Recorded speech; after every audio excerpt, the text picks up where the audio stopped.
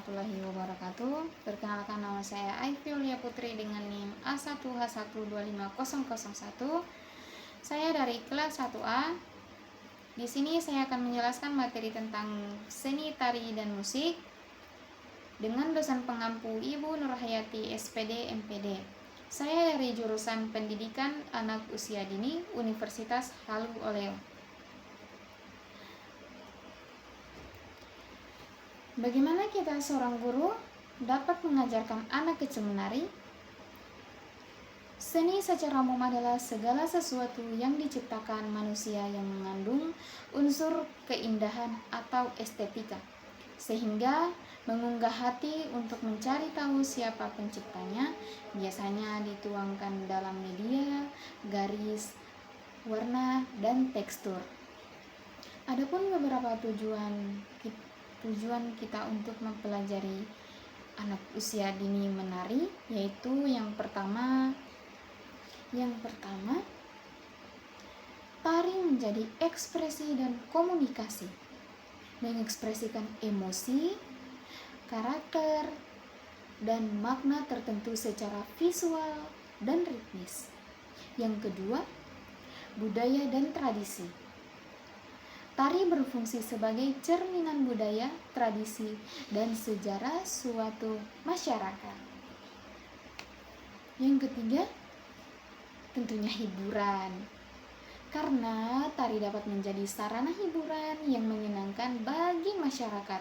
Sehingga kadang itu anak tampil di lapangan menari itu dapat menarik perhatian masyarakat, dan kadang kan anak-anak kecil itu ada lucu-lucunya, jadi dapat menyenangkan masyarakat yang menonton. Dan yang keempat itu pendidikan. Melalui tarian, nilai-nilai moral dan estetika dapat diajarkan kepada generasi muda, yang dimana seperti anak yang pertama tidak tahu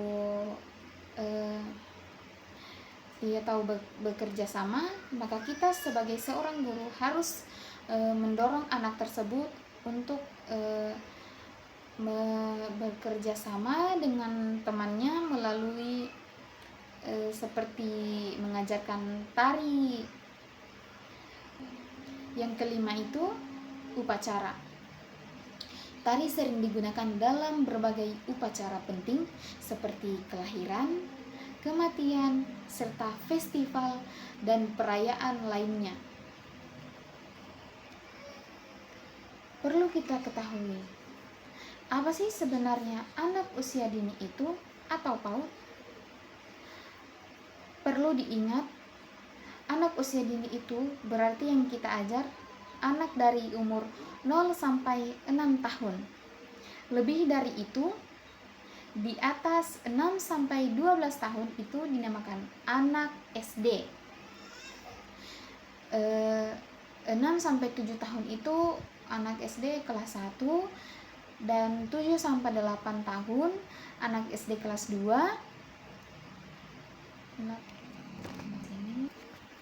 Adapun beberapa aspek perkembangan PAUD, yang pertama agama, yang kedua sosial emosional, bagaimana ia berhubungan dengan teman-temannya, yang seperti yang kita ketahui anak-anak PAUD kan itu kadang nakal-nakal dengan temannya.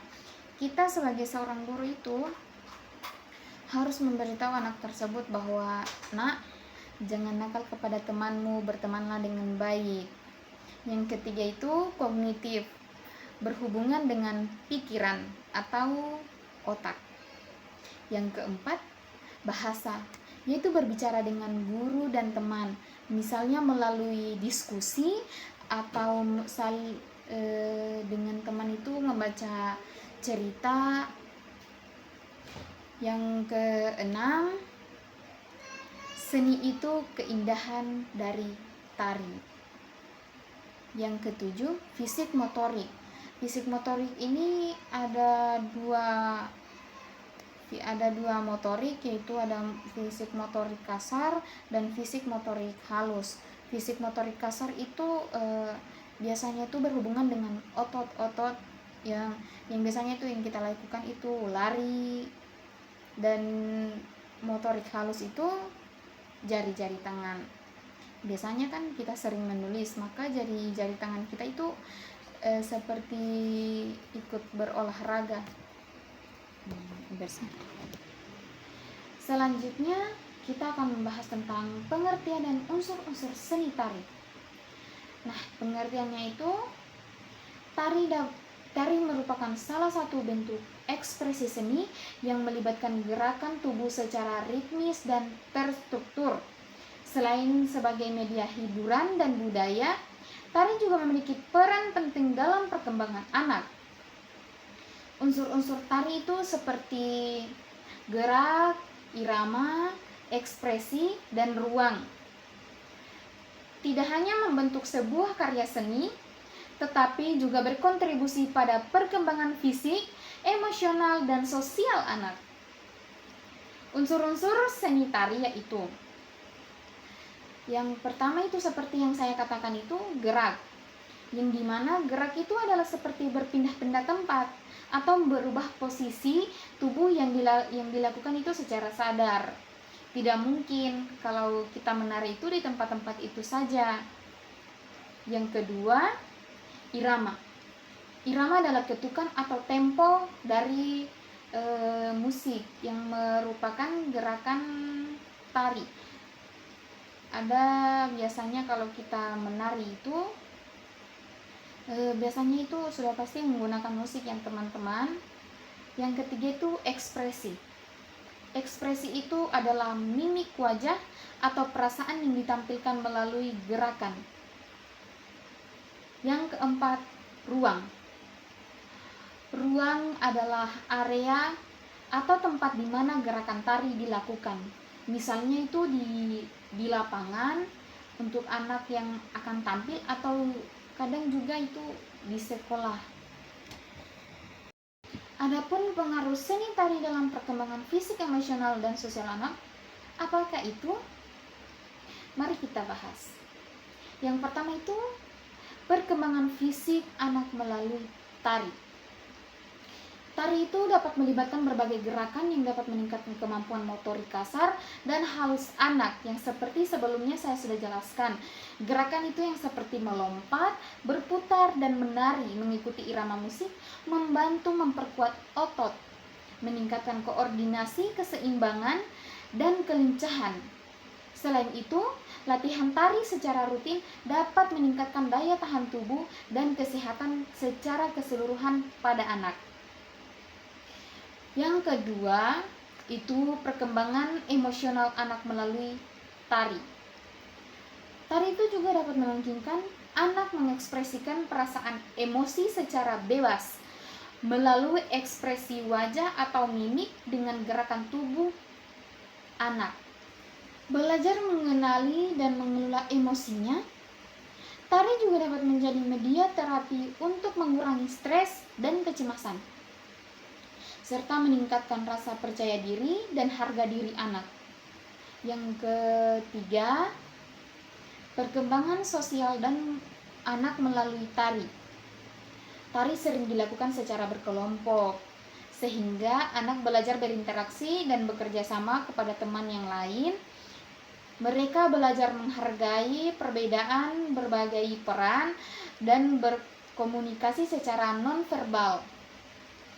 Aktivitas ini juga dapat mengajarkan anak itu disiplin, tanggung jawab, dan kemampuan mengikuti aturan dalam sebuah kelompok. Tapi, dampak tari dalam tumbuh kembang anak itu juga ada loh. Seni tari memberikan dampak positif yang signifikan terhadap anak usia dini, dengan meningkatkan berbagai aspek perkembangan mulai dari kemampuan motorik seperti kelincahan dan koordinasi, hingga perkembangan kognitif seperti konsentrasi dan daya ingat. Ada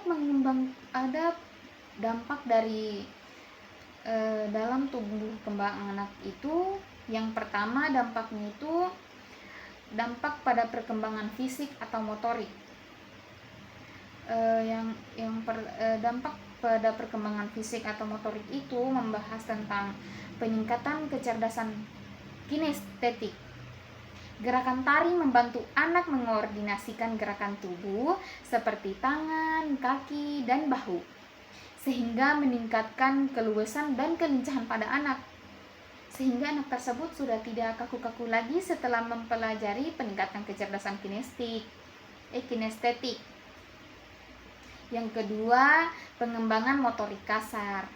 Aktivitas tari dapat mendukung pengembangan motorik kasar anak, termasuk keseimbangan, kecepatan, dan variasi gerakan. Selanjutnya itu, dampak pada perkembangan kognitif. Yang pertama itu memperkuat konsentrasi dan daya ingat anak. Anak harus fokus untuk menghafal dan mengingat urutan gerakan serta paduan irama tarian, sehingga melatih fungsi memori dan konsentrasi. Dan kan kita ketahui juga bahwa anak usia dini itu otaknya itu masih kosong, sehingga kita sebagai seorang guru itu mengisi memori tersebut untuk dapat mengingatkan. Jadi mudah kita seorang guru pada mengingatkan pada anak tersebut. Yang kedua itu mengembangkan berpikir sistematis. Proses belajar tari yang melibatkan gerakan terstruktur membutuhkan pemikiran sistematis dan logis. Yang ketiga, meningkatkan kemampuan pemecahan masalah. Kegiatan menari dapat memacu anak untuk bereksperimen dan mencari berbagai gerakan baru, sehingga mengasah keterampilan pemecahan masalah. Adapun hakikat seni tari bagi anak usia dini, seni tari juga seni yang mengungkapkan perasaan, niat, dan pikiran seseorang dengan menggunakan gerak tubuh secara berirama dan dilakukan pada waktu dan tempat-tempat tertentu. Kemampuan yang sangat mendasar dan fisik anak usia dini itu dapat kita lihat dari kemampuan dalam melakukan gerakan, keseimbangan, lokomotor, kecepatan, adanya perubahan ekspresi, teknik tidak bisa mengendalikan tubuh, dan dapat melakukan gerak energi melalui koordinasi dengan anggota tubuh lainnya. Tetapi teman-teman, ada tidak sih dampak negatif seni tari bagi perkembangan anak? Tentunya ada. Meskipun seni tari memiliki banyak manfaat positif, terdapat beberapa dampak negatif yang perlu diperhatikan. Yang pertama itu resiko cedera fisik. Gerakan tari yang intens dapat repetitif dan menyebabkan cedera otot, sendi, dan tulang jika tidak dilakukan dengan teknik yang benar atau tanpa pemanasan yang cukup. Anak-anak yang belum memiliki kontrol motorik sempurna berisiko mengalami keseleo atau kelemahan otot. Yang kedua, tekanan psikologis dan perfeksionalisme. Anak-anak yang terlalu didorong untuk tampil sempurna dalam seni tari dapat mengalami stres, kecemasan, dan penurunan rasa percaya diri jika tidak berhasil memenuhi ekspektasi. Hal ini dapat berdampak negatif pada kesehatan mental mereka. Maka kita seorang guru itu tidak harus menekankan kepada anak bahwa kita mengatakan kamu harus tampil dengan maksimal. Yang ketiga, keseimbangan aktivitas. Fokus yang berlebihan pada tari dapat tari tanpa keseimbangan dengan aktivitas lain seperti akademik atau permainan bebas dapat menghambat perkembangan holistik anak. Anak perlu waktu untuk eksplorasi berbagai minat dan kemampuan. Baik, itu saja hasil paparan materi dari saya. Jika ada kesalahan kata, mohon dimaafkan. Saya akhiri dengan ucapan wabillahi taufiq wal hidayah. Wassalamualaikum warahmatullahi wabarakatuh.